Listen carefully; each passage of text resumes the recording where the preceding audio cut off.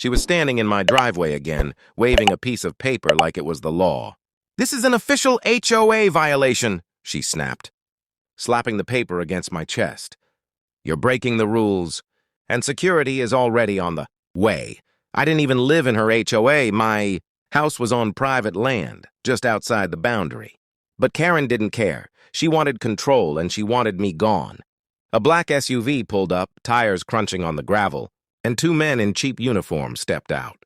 No badges, no real authority, just puffed-up chest and plastic sunglasses.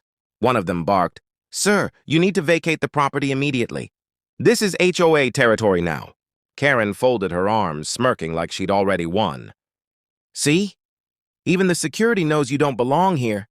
I stayed calm, though my hands itched to expose the truth. They didn't know who I was. They thought I was just some random homeowner they could scare off with a fake notice and rent-a-cops. The taller guard reached for my gate lock, trying to force it open. That was it. I stepped forward and said quietly, "Touch that lock again, and you'll regret it." Karen laughed, high and sharp. "He's bluffing! Arrest him!"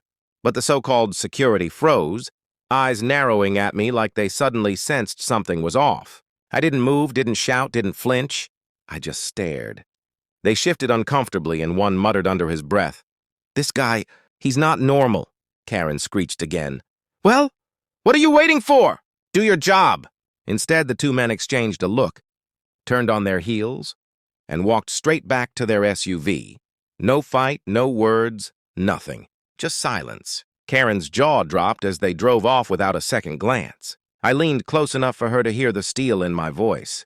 "Karen, you have no idea who you're messing with." And for the first time, she looked afraid.